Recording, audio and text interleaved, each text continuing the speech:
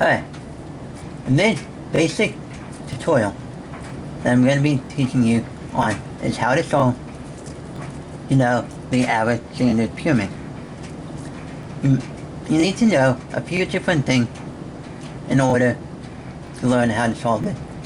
I'm going to be teaching you right now is the things you really need to know is the notation. So, when I say a small, small letter, when you learn how to scramble it, the small letter would represent the tip of the Pyraminx, while the regular letter represents what corner section you turn. So when you're holding it, you want to hold it like one color of the face in front. So the R would be like this, the right tip to the clockwise, R prime, right tip counterclockwise.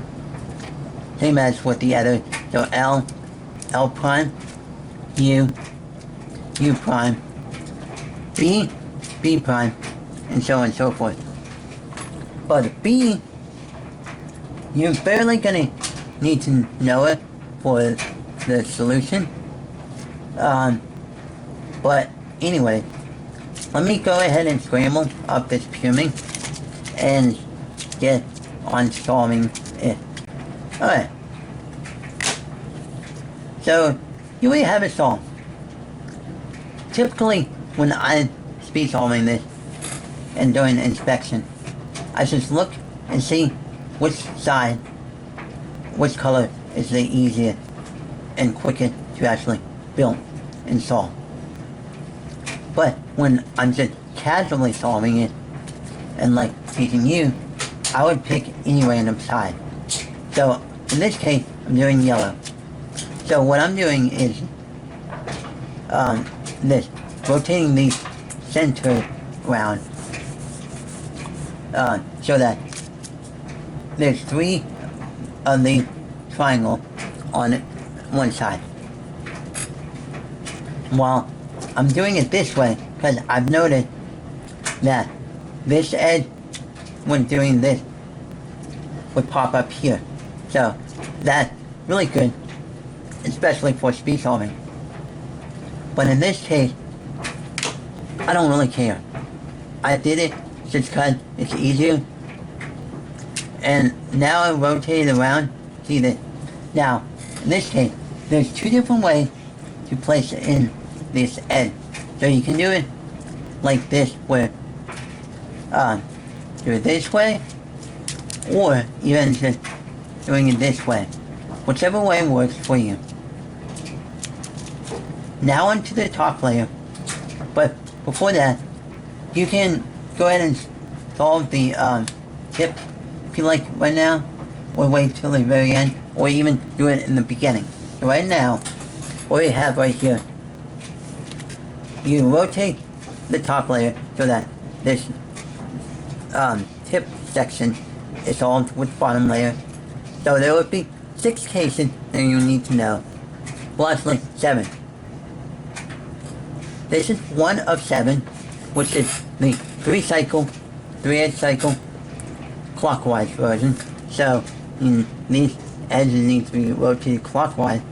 So you do R, U prime, R prime, U, R, U prime, R prime. Right here is the counterclockwise edge cycle. You do very similar to what I showed you before, but you do R, U prime, R prime, U prime, R, U prime, R prime. So there's that. Want to do it for this case. This case, you want to do L prime, U prime, L, U, L, R prime, L prime, R. Okay, Okay, so for this next one, which is the inverse of it, and you, instead of holding it with that one edge that kind of out of place on the left, you want to hold it on the right and do a reverse of the algorithm, or a similar algorithm but with using the right tip. So R U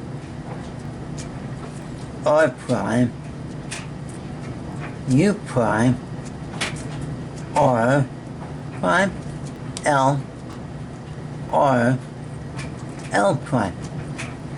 Okay, so that was case number 6. Well, that's actually 4. So you actually need to know 5 cases. So here's the actual last case, which is the 2S flip. And in this case, it doesn't matter how you hold it. You want to really hold it where the solved edge is in the back, while these two flipped edges on the front.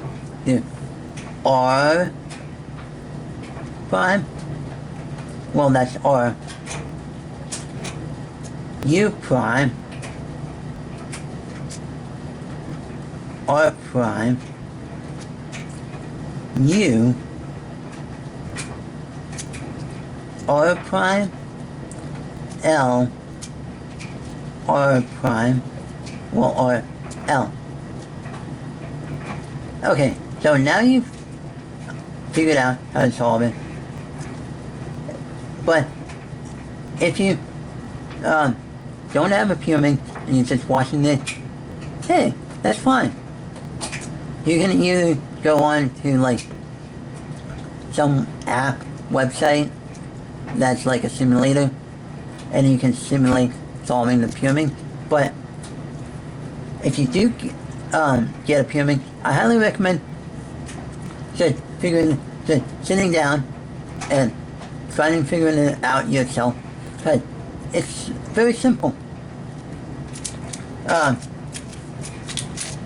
And yeah, otherwise, I hope you understand how to solve the Pyraminx, and now you can basically get fast.